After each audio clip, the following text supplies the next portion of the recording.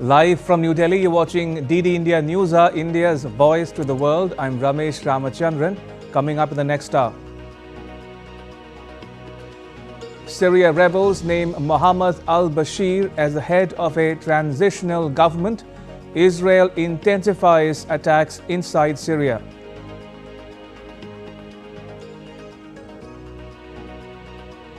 Taiwan raises its alert as China deploys its largest naval fleet in the region in nearly 3 decades. Gunmen kidnap at least 50 women and children in Nigeria's northwestern Zamfara state. Donald Trump names another Indian American, Harmeet Kaur Dhillon, to his cabinet.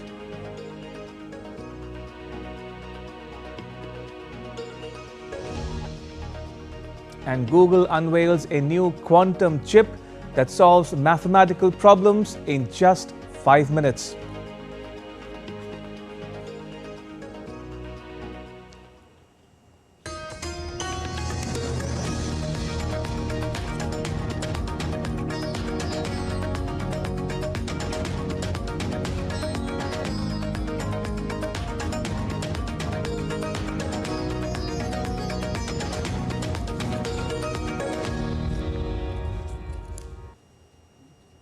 All right, first up, news from West Asia.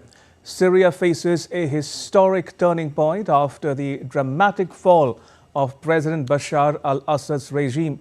While Syrians celebrate their newfound freedom, the challenge of rebuilding the country has just begun. The rebels are holding talks to form a transitional government.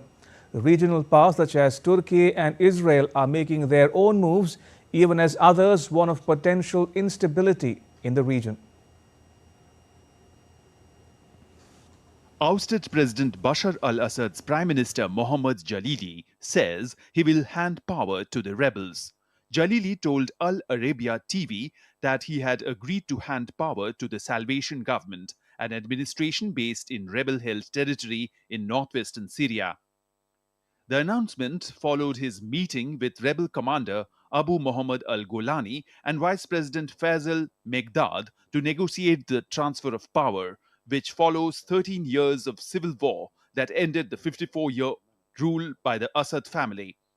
It was reported that the transitional authority would be headed by Mohammed al-Bashir, who ran the Salvation Government before the 12-day lightning offensive by the Hayat Tahrir al-Sham swept into Damascus. The handover could take days to carry out. Israel denied on Tuesday that its forces had penetrated into Syrian territory beyond the buffer zone with the Israeli-occupied Golan Heights. Israel's move, accompanied by a series of heavy airstrikes, saw its special forces seize abandoned outposts on the Syrian side of Mount Hermon, a strategic point that overlooks the Syrian capital Damascus, in what Israeli officials called a limited and temporary measure to ensure the security of their borders. We are taking all the actions necessary to try to ensure our security with regard to the new situation created in Syria.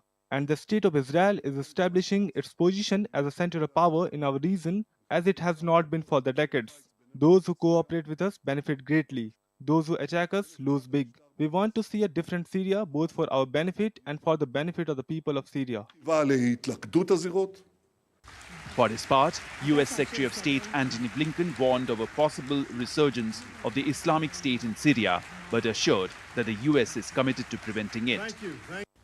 The end of this regime is a defeat for all who enabled its barbarity and its corruption, none more than Iran, Hezbollah, and Russia.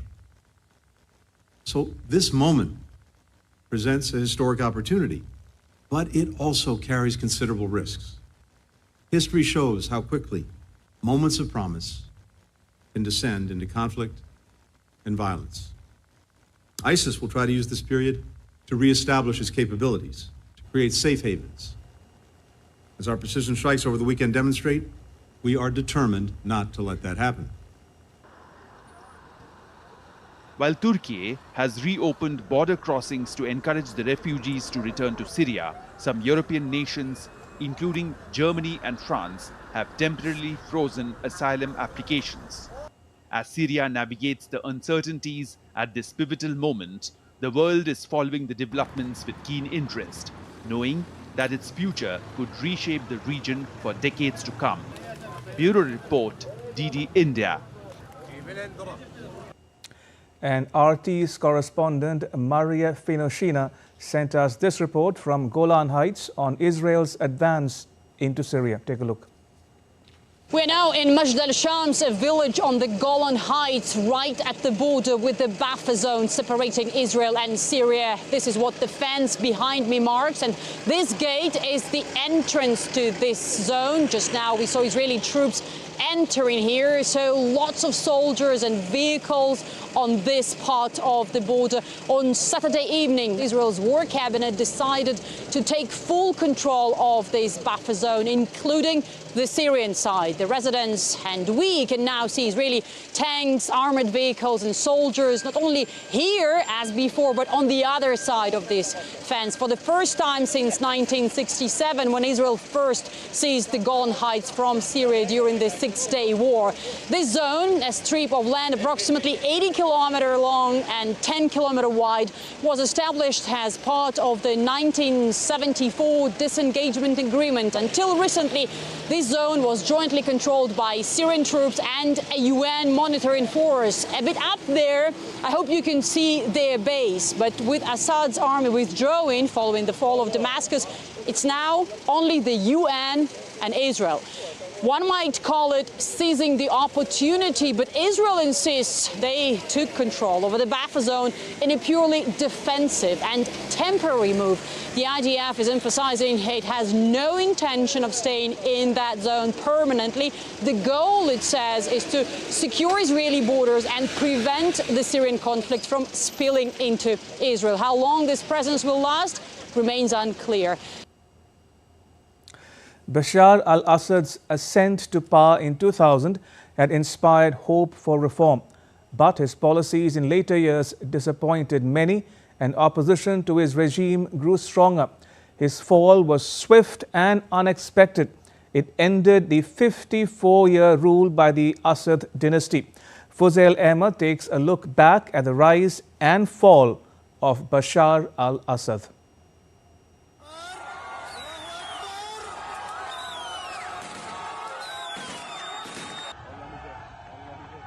The toppling of symbols of power of the Assad regime across several cities of Syria signals the stunning end to the 54-year rule of the Assad dynasty in Syria. Islamist-led rebels swept into the capital, bringing a spectacular end to 5 decades of rule by Assad's clan over a country ravaged by one of the deadliest wars of the century. Rebel factions led by the Islamist group Hayat Tahrir al-Sham declared Damascus liberated. Let's go back to 1963 and turn the pages of history to know more about Bashar al-Assad's ascent to power. Bashar al-Assad's father, Hafiz al-Assad, was an Air Force officer who helped lead the 1963 takeover of government by the Socialist Ba'ath Party before seizing power himself in a bloodless military coup in 1970. Assad was born on September 11, 1965 in Damascus, the third child and second son of Hafiz al-Assad and Anise Makhlouf. Assad grew up in the capital and graduated from medical school at Damascus University in 1988. Fluent in English, he was getting advanced training as an ophthalmologist in London in 1994, when Basel, his father's first choice for president, died. Assad went back home to be groomed to lead Syria. Assad's ascent to power in 2000 at the age of 34 as a Western-educated ophthalmologist initially inspired hope for reform. His rise was facilitated when Parliament swiftly lowered the presidential age requirement from 40 to 34. However, opposition to Assad's regime grew side by side. In 2005, opposition groups came together to issue a declaration demanding free parliamentary elections, a national conference on democracy, and an end to emergency laws. Assad responded by imprisoning its leading signatories. Then began the street protests of early 2011 at the onset of the Arab Spring. Assad adopted the authoritarian tactics of his father, deploying military force and securing external backing to suppress dissent. Assad leaned heavily on Russian and Iranian military support throughout the war but failed to secure a definitive victory over opposition forces. Despite international isolation during the civil war, Assad managed to rebuild regional ties. In 2023, the Arab League reinstated Syria's membership after more than a decade of suspension. In May 2024, Saudi Arabia appointed its first ambassador to Damascus in 12 years, marking a significant diplomatic shift. The decade-long war has had a devastating human toll. More than 600,000 people have been killed in Syria's civil war as of March 2024, according to the Syrian Observatory for Human Rights, a UK-based group that closely monitors the conflict.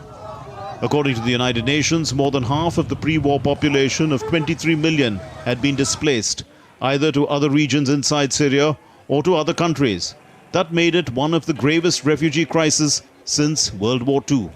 Millions fled to neighboring countries like Jordan, Turkey, Iraq and Lebanon, with many seeking refuge in Europe. The end of the 54-year-old dynastic rule brought cheers and smiles to the faces of Syrians. Damascus saw celebrations as fighters and a section of residents took to the streets cheering. However, as the world powers contemplate Syria's future after Assad's fall, one question remains. Is this happiness short-lived, or will Syria be thrown into another cycle of civil war? Only time will tell. Fuzail Ahmed's report for DD India. All right, still to come on DD India NewsHour.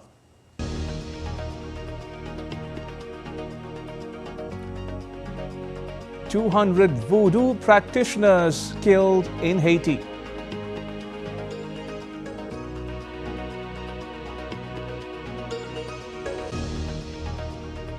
U.S. lawyer Harmeet Kaur Dillon joins a growing number of Indian Americans in Trump's cabinet.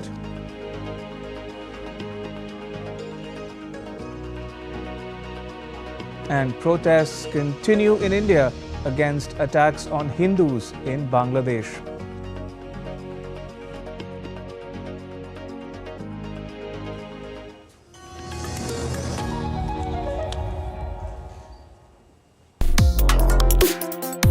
Complex issues, hidden agendas, twists and turns, strategic games. We think all dots are linked. We just need to connect them. Join me every week as I connect the dots to unravel hidden designs in statecraft, mysteries, and decode issues that matter to you. Watch Connecting the Dots with me at these times on DD India.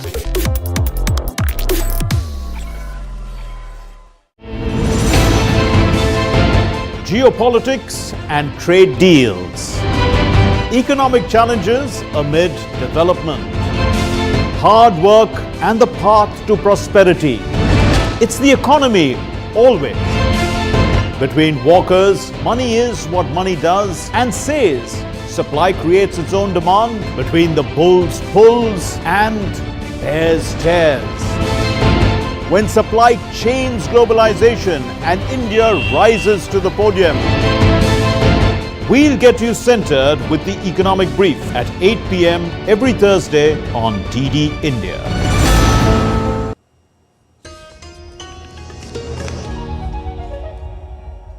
You're watching DD India NewsHour. I'm Ramesh Ramachandran. China's largest maritime deployment in decades has heightened tensions in the Taiwan Strait. Taiwan is on high alert, anticipating potential war games in response to President Lai Ching-te's U.S. visit. Beijing vows to defend its territorial integrity, while U.S. Defense Secretary Lloyd Austin condemns China's actions. DD India's Mehir Maikuri reports on the state of play in the waters around Taiwan. Tensions soar in the Taiwan Strait as China's largest maritime deployment in decades stirs unease. Taiwan's defense ministry sounded the alarm on Tuesday. Comparing with the previous 4 drills, this time's deployment is the largest. The island nation has been on high alert since Monday, bracing for potential war games by Beijing. The move by China is being seen as a response to Taiwanese President Lai Ching-te's visit to the United States. The Chinese Navy and Air Force's drills in this area, indeed, we have seen numbers becoming increasingly oblivious, particularly in the airspace between north of Taiwan and east of Zhejiang. Over the past day, as mentioned in today's press release, nearly 47 aircraft have been active in that region. Their message is very simple. That's to turn Taiwan Strait into internal waters. As tensions escalate, Beijing has reiterated its commitment to firmly defend its territorial integrity. What I want to tell you is that the Taiwan issue is China's internal affairs, and China will firmly defend its national sovereignty and territorial integrity. Meanwhile, in Tokyo, US Defense Secretary Lloyd Austin condemned China's coercive behavior. Now, we're clear-eyed about the challenges to peace and stability in this region and worldwide. And that includes coercive behavior by the People's Republic of China in the East China Sea and the South China Sea and elsewhere in the region. As the region braces for further military maneuvers, Taiwan remains steadfast, a testament to its resilience and determination to navigate these turbulent waters. Mihir Makuri reporting for DD India. Going back to the Ukraine-Russia conflict that's lasted more than 3 years now, Ukraine's President Volodymyr Zelensky is trying to get security guarantees from NATO as US President-elect Donald Trump calls for a peace deal. More in the next report. With a push from US President-elect Donald Trump, diplomatic efforts have taken the center stage even as fighting between Russia and Ukraine continues. Russia has said that the Ukraine conflict will go on until the goals set by President Vladimir Putin were achieved. Kremlin spokesman Dmitry Peskov said, and I quote, "These goals can be achieved as a result of the special military operation or as a result of relevant negotiations." This comes as Putin's foreign intelligence chief said that Russia was close to achieving its targets in Ukraine, with Moscow holding strategic initiative in all areas. Ukrainian President Volodymyr Zelensky has expressed willingness for a peace pact in return of security guarantees from NATO. Zelensky is pushing European allies to further Ukraine's bid to join the military alliance amid concerns over reduced US support to the country by the Trump administration. We talked about the frozen conflict. I said that we want the war to end more than anyone else in the world. Certainly, a diplomatic end to the war will bring more lives saved. First of all, you will see that Putin does not want this war to end. So he has to be forced into peace. We cannot be a member of NATO now, but we may be invited to join. We already need such security guarantees. Zelensky added that he was grateful for Trump's strong resolve to end the conflict after meeting the US president-elect in Paris last week. The Ukrainian president also rejected calls to lower the draft age following reports that Washington wanted Ukraine to expand the pool of fighting-age men to include 18-year-olds. Bureau Report, DD India. Israel's Prime Minister Benjamin Netanyahu testified for the first time on Tuesday in his long-running corruption trial, saying he was being hounded due to his security policies. He accused the media of being biased towards him. Last week, judges ruled that Netanyahu, indicted in 2019, must testify 3 times a week. He's Israel's first sitting prime minister to be charged with a crime. Prosecutors accused Netanyahu of granting regulatory favors worth $500 million to a telecom company in return for positive coverage of himself and his wife Sarah on a news website controlled by the company's former chairperson. At least 200 have been killed in Haiti in a wave of brutal weekend violence, reportedly targeting voodoo practitioners. American Airlines has indefinitely suspended all flights to Haiti amid growing safety concerns and rising tensions.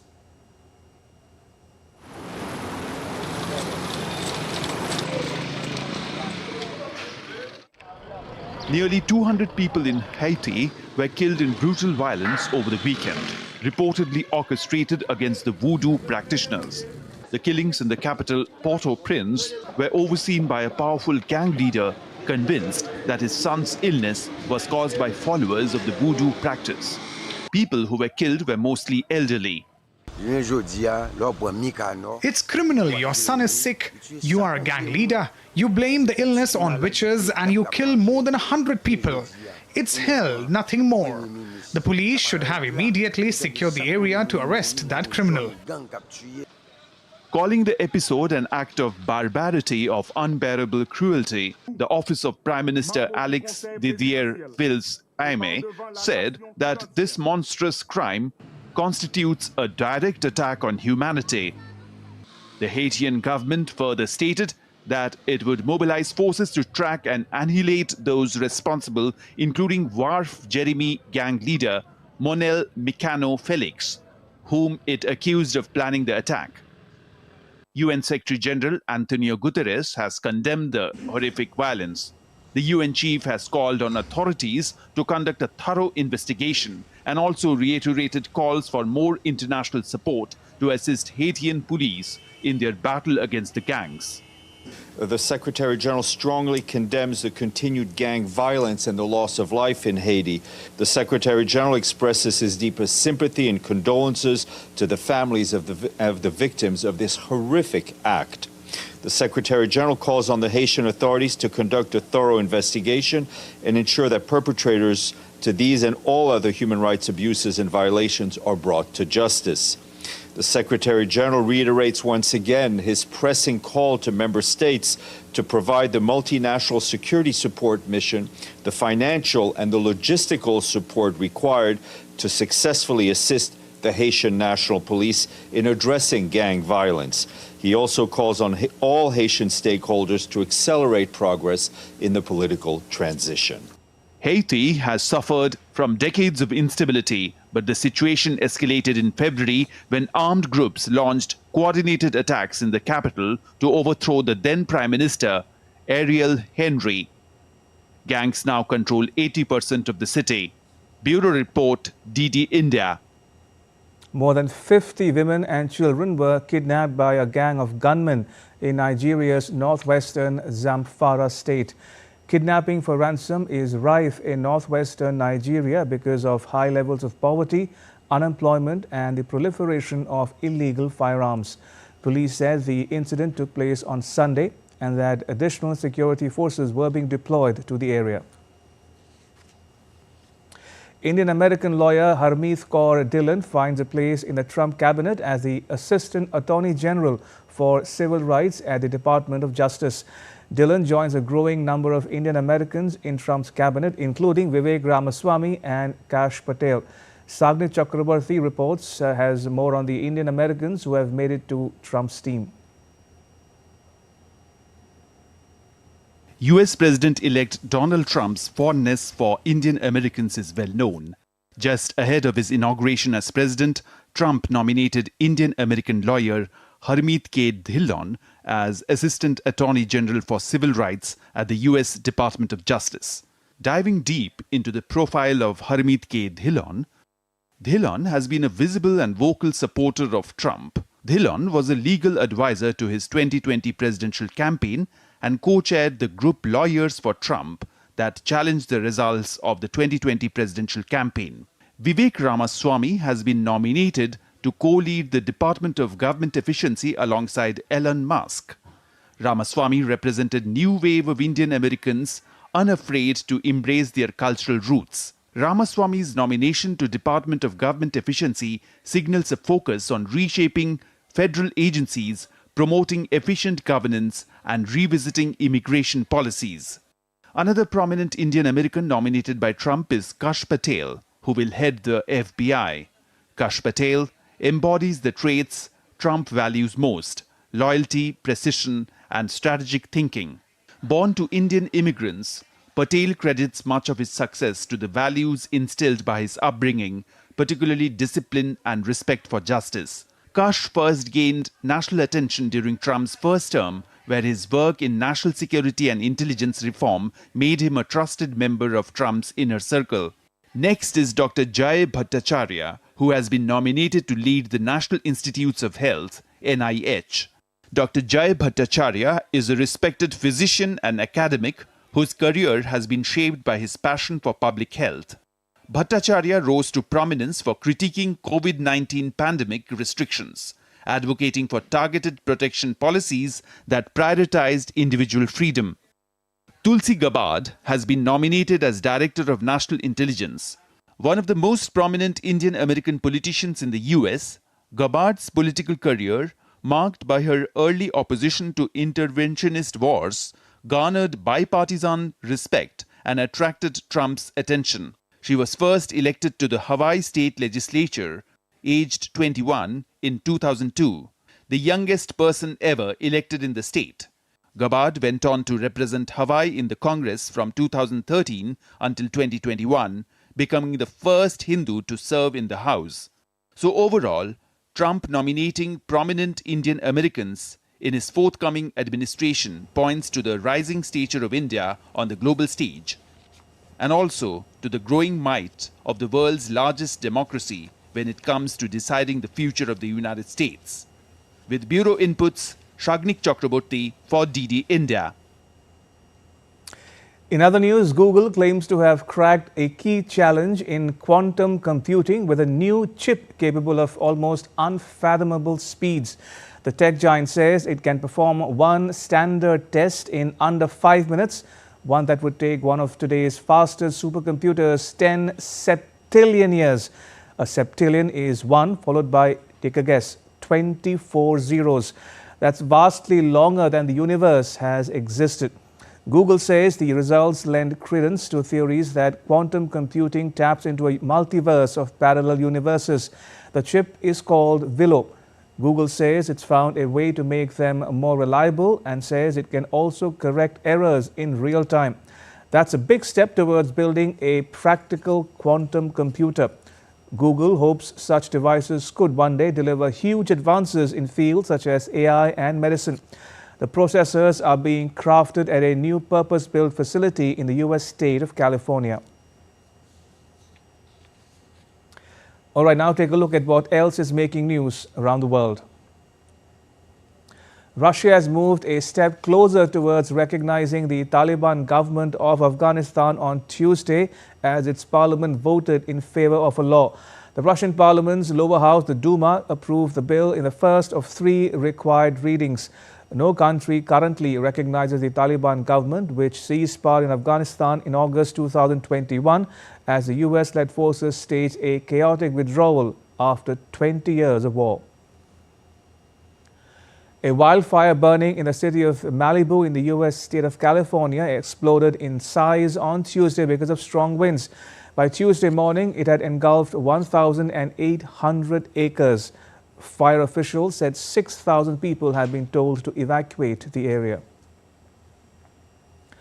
Brazil's President Lula da Silva underwent surgery to drain a bleed in his brain linked to a fall at home in October. A medical note published by the government on Tuesday said he will remain in hospital for a couple of days.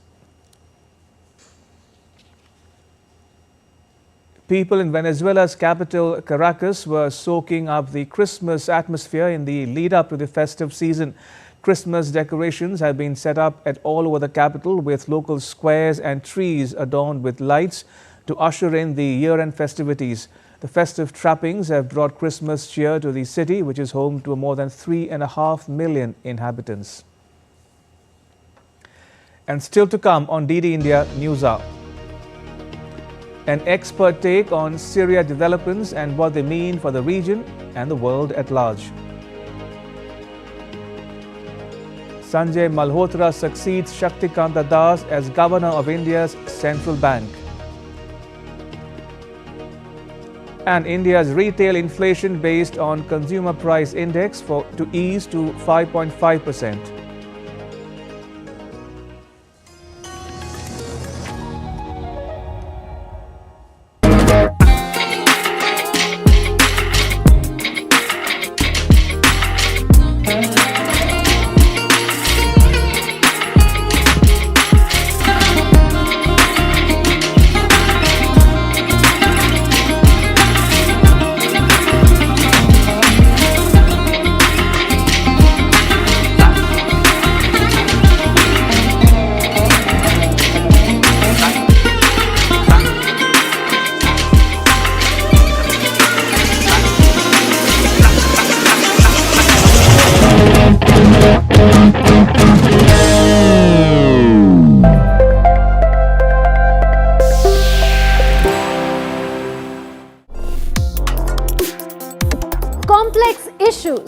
hidden agendas, twists and turns.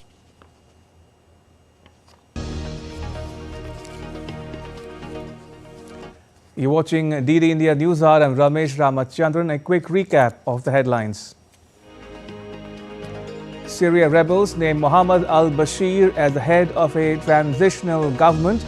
Israel intensifies attacks inside Syria. Taiwan raises its alert as China deploys its largest naval fleet in the region in nearly 3 decades. And Donald Trump names another Indian American, Harmeet Kaur Dillon, to his cabinet. All right, going back to the top story we're tracking here on DD India NewsHour. Syria faces a historic turning point after the dramatic fall of President Bashar al-Assad's regime. While Syrians celebrate their newfound freedom, the challenge of rebuilding the country has just begun. The rebels are holding talks to form a transitional government. Joining us is Dr. Deepika Saraswat. Dr. Saraswat is an associate fellow at the Manohar Parrikar Institute for Defence Studies and Analyses. It's a government-funded think tank headquartered in New Delhi. Dr. Saraswat, welcome to DD India NewsHour. First up, what do you make of the moves to form a transitional government in Syria? The rebels have named a new head of government, but the US and some of its European allies have designated the Hayat Tahrir al-Sham as a terrorist group. So can it be trusted with running a government? Right. This very swift movement that the rebels made over the last 10 days or so, and the agreement that came in place between Russia and some other regional interlocutors, which allowed for Bashar al-Assad to take refuge in Moscow and put his prime minister in charge of peaceful transfer of power. I think that understanding that was reached in run-up to the rebel offensive in Damascus, I think, is what we are seeing playing out in terms of how this transitional government is taking shape, where the prime minister of the previous regime is spearheading together with the rebels led by HTS. And yes, the rebels, there are doubts about them given they, STS remains on UN terror designation list and also, designated by several European countries.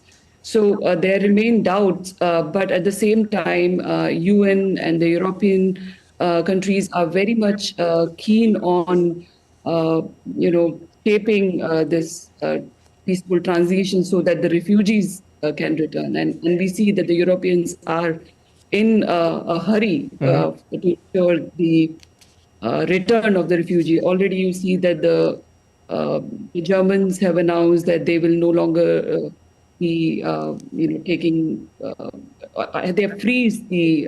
to process the asylum applications. Yeah. Indeed. I think all these stakeholders are in a hurry to shape a peaceful transition. Dr. Saraswat, I want us to talk about 3 regional players, Israel, Turkey and Iran. Let's start with Israel first. Israel is sending its troops to new areas in Golan Heights. It's conducted airstrikes on military targets inside Syria as well. What is Israel up to in Syria? What is its game plan or strategy?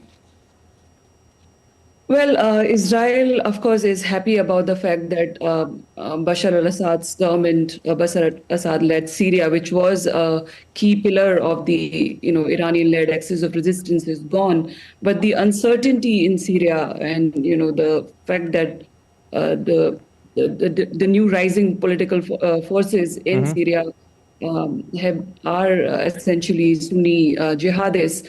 So Israel has jumped onto this taking preemptive action, targeting Syrian military facilities, warehouses, air defenses, anything that is of military significance. They have targeted in last 48 hours, which is being touted as one of the most expansive air campaign that Israel has ever taken. So I think Israel is trying to preempt any military threat that the so-called new Syria could pose.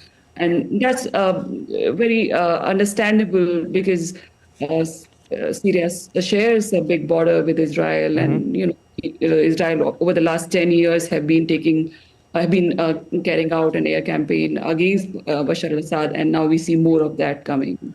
Indeed. Let's talk about another regional actor, Turkey. Does Assad's fall at the hands of the groups it supports overtly and covertly strengthen the role of Erdogan in this evolving matrix? I think it's a mixed, the implications are going to be very mixed for Erdogan-led Turkey. Because, of course, Iran's influence has gone down, and Iranian-backed government is out, and Turkish-backed forces, not overtly. Turkey claims that it does not overtly supports HTS, but the Free Syrian Army that it has supported over the last decade or so. Right. So they are on the rise, but at the same time, it has a huge Kurdish problem. Northeastern Syria, we have US-backed Syrian Democratic Forces. They have a stronghold, and increasingly, there is a kind of collision happening between these resurgent HTS and the Kurdish forces. And I think that's going to become a big challenge for Turkey, the obvious gains notwithstanding. Do you think Syria runs the risk of getting fragmented? What with so many groups active inside the country? There's the Hayat Tahrir al-Sham, there is the Syrian National Army supported by Turkey, and then there is the Syrian Democratic Forces led by the ethnic Kurds, which is supported by the US.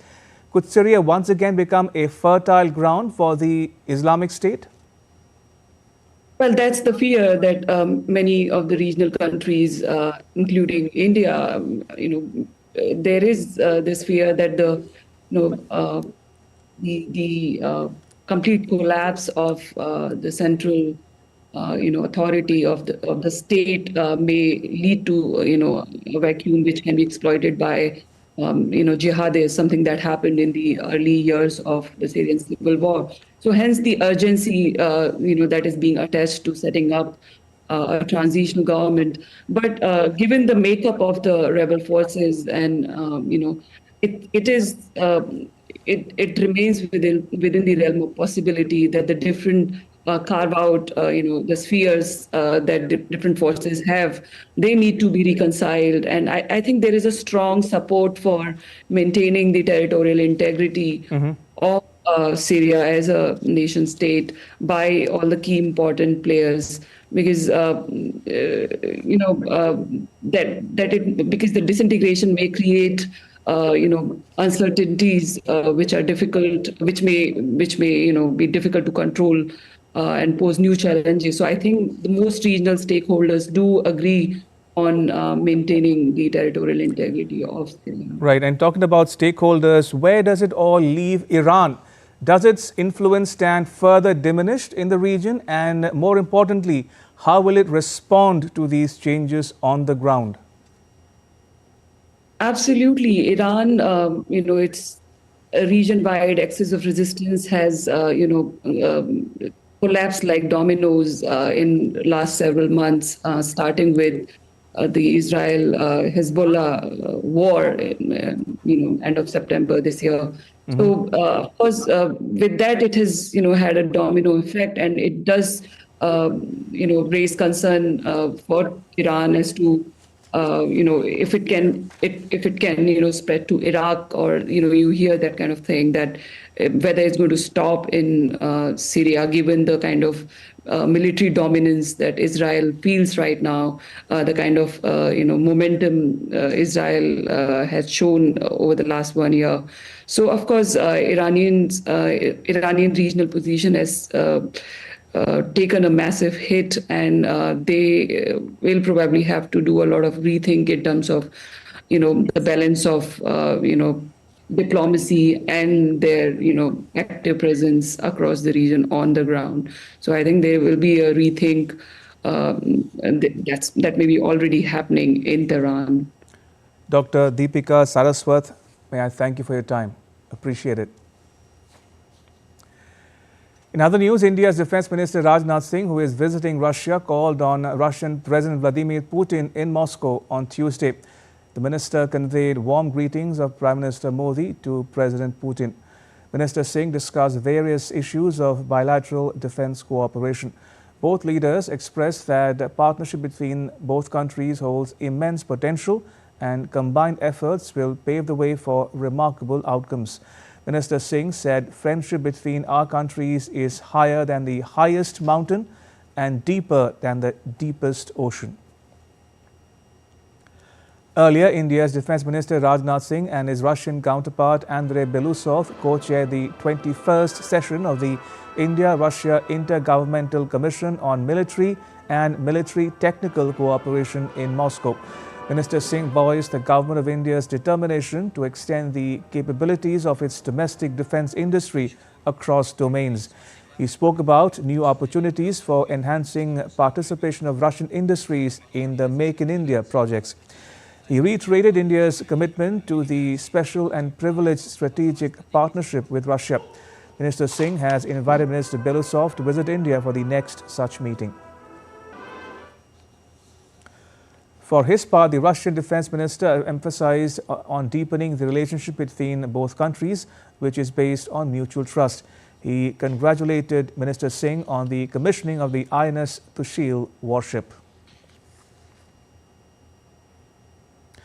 S&P Global Ratings on Tuesday projected 6.8% growth for the Indian economy, while Morgan Stanley projected that India's retail inflation, based on the Consumer Price Index, is expected to ease to 5.5% in November. Take a look at what Morgan Stanley said in a report. CPI inflation to edge downwards to 5.5% in November from 6.2% in October, aided by a moderation in food prices even as core ticks up and fuel continues to decline. On a sequential basis, we anticipate the index to decline on the back of contracting food prices and a deceleration in core CPI. The core CPI includes goods and services but excludes food and fuel, the prices of which are considered more volatile. S&P Global Ratings on Tuesday projected a 6.8% growth for the Indian economy in FY25, followed by 6.9% growth in FY26 on the back of strong urban consumption, steady service sector growth and ongoing investment in infrastructure. The growth projection by S&P Global Ratings is higher than the latest Reserve Bank of India's forecast for India's GDP growth for 24-25 at 6.6% from 7.2%.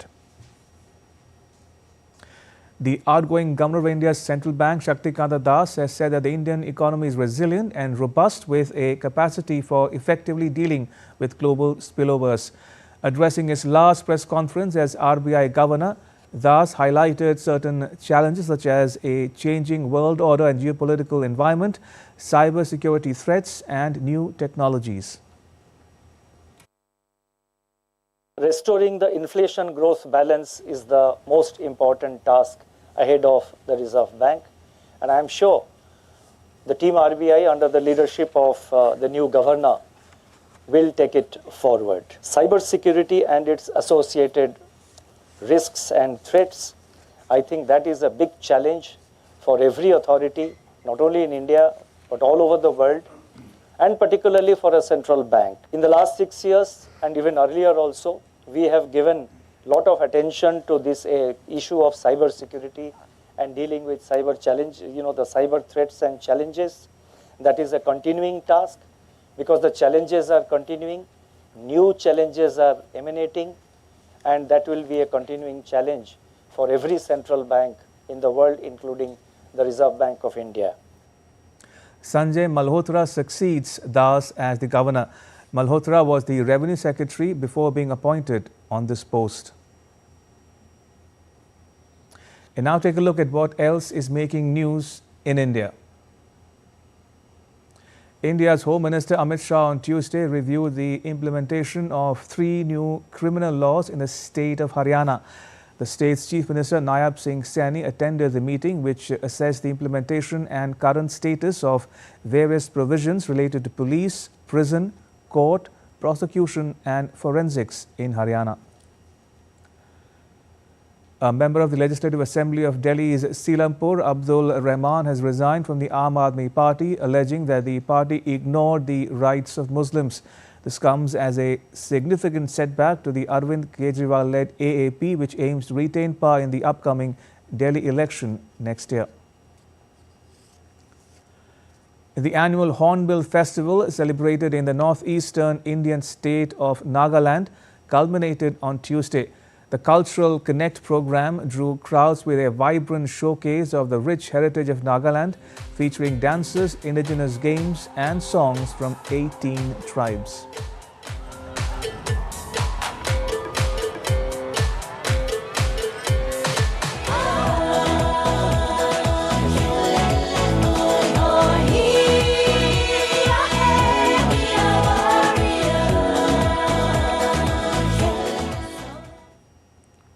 France's largest internet operator, Orange, was slapped with a $53 million fine for sending unsolicited ads resembling emails to customers.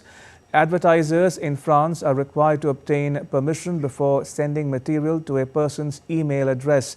According to the country's privacy watchdog, more than 7.8 million users receive the unsolicited ads. Orange is a leading telecommunications firm which has a popular email service. It had vowed to appeal against the penalty. India's One Nation, One Subscription scheme is set to revolutionize academic research by offering free access to top journals for 18 million students, faculty and researchers across 6,300 institutions. With more than $700 million allocated over 3 years, this initiative aims to democratize knowledge, foster innovation and strengthen India's global research footprint. Tapas Bhattacharya reports from New Delhi. In a landmark decision, the Indian government has approved the One Nation, One Subscription scheme aiming to democratize access to scholarly research. With a substantial outlay of Rs 6,000 crore over 3 years, this initiative promises free access to thousands of journals for over 1.8 crore students, faculty and researchers across 6,380 institutions, including those in Tier 2 and Tier 3 cities. India has been subscribing to journals through different library consortia under various ministries and departments and institutions, and also subscribe to them separately. Now, this was realized about 2 years back that this leads to overlap in the subscribed resources and inefficient utilization of the funds, as well as not having a very wide reach of the journals. The scheme will centralize subscriptions, enabling higher education and R&D institutions to access premium research seamlessly through a unified digital portal. This revolutionary step aligns with the National Education Policy 2020 and the vision of Viksit Bharat by 2047, fostering interdisciplinary research and innovation. This is also aligned with other national initiatives like Anusandhan National Research Foundation and AI mission and so on, all the knowledge-based missions. Globally, the research ecosystem is embracing open access models. While traditional publishers charge high subscription fees for work funded by taxpayers, the One Nation, One Subscription scheme seeks to level the playing field, ensuring equitable knowledge access. We are expanding this access to our state public universities and other universities who do not have any budget to subscribe to these journals. So it is available to all the readers, particularly state public universities who earlier did not have funds, or affiliated colleges who did not have funds to subscribe to this. The One Nation, One Subscription scheme is empowering India's academic community to innovate, collaborate, and lead in shaping the future of knowledge. Tapas Bhattacharya's report for DD India. Grand finale of Smart India Hackathon 2024 will be held on Wednesday. More than 1,300 students teams from across the country will participate in the finale. Prime Minister Narendra Modi will interact with the participants. Aditya Srivastava reports from Bhopal. The 7th edition of Smart India Hackathon will begin simultaneously at 51 nodal centers across the country on Wednesday. The software version will run non-stop for 36 hours, while the hardware version will continue from 11th to 15th December. Like previous editions, student teams will work on problem statements given by ministries or departments or industries and present their ideas in the student innovation category against any of the 17 themes related to areas of national importance. These sectors are healthcare, supply chain and logistics, smart technology, heritage and culture, sustainability, education and skill development, water, agriculture and food, emerging technologies, and disaster management. We are working on the problem statement which is given by Ministry of Agriculture. So our project is basically for the farmers, for the welfare and well-being of farmers. My entire team is very much excited. We are engineering students, we are the youth of the nation. So we should know about what is going in our country and we have to make it more developed and better. Some of the interesting problem statements include enhancing images of dark regions on the moon presented by ISRO, developing a real-time Ganga water quality monitoring system using AI, satellite data, IoT and dynamic models, presented by the Jal Shakti Ministry, and developing smart yoga mat integrated with AI, submitted by the Ministry of Ayush. This year in the hardware edition, we have over 17 teams who will be coming here from around 8 states like Gujarat, Maharashtra, Delhi, NCR, etc. And they will be solving problems by various ministries. Our Honorable Prime Minister Shri Narendra Modi ji will be addressing the students live virtually. It is worth noting that Smart India Hackathon is an initiative that encourages students and professionals to develop innovative solutions to real-world problems through technology and digital tools. Youth of the nation is also interested, is also dedicated for the developed India. So the government of India is also trying to enhance their caliber. With camera person Chandramohan, Aditya Srivastava, DD India, Bhopal. India's Prime Minister Narendra Modi congratulated the Indian deaf team on Tuesday after their record 55-medal haul at the 10th Asia-Pacific Deaf Games in Malaysia. India secured the 5th place out of 23 participating countries. The Prime Minister said on X, and I quote, "Congratulations to our Indian contingent for a historic performance at the 10th Asia-Pacific Deaf Games 2024 held in Kuala Lumpur. Our talented athletes have brought immense pride to our nation by winning an extraordinary 55 medals, making it India's best ever performance at the Games. This remarkable feat has motivated the entire nation, especially those passionate about sports." Unquote.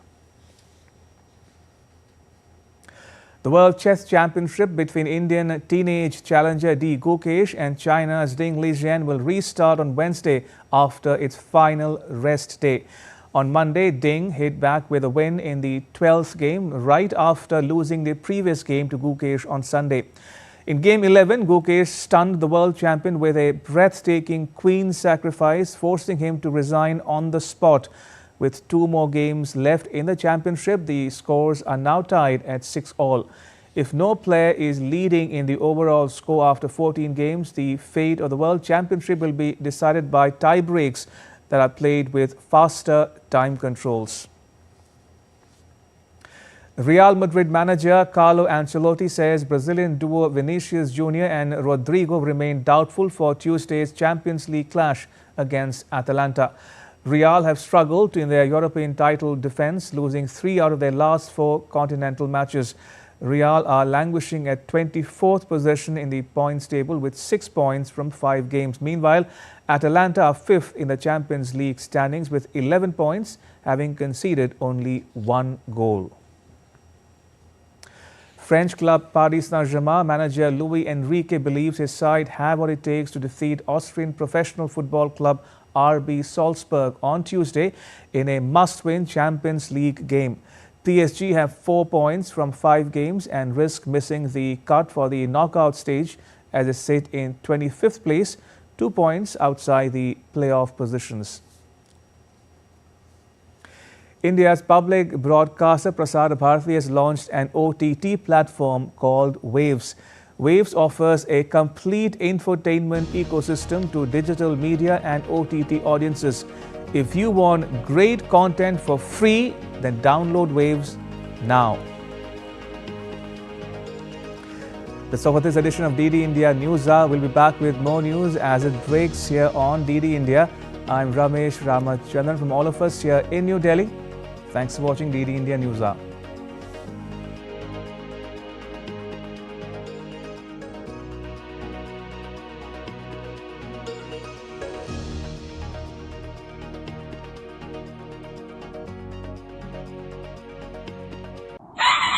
स्वागत आहे to magnetic Maharashtra.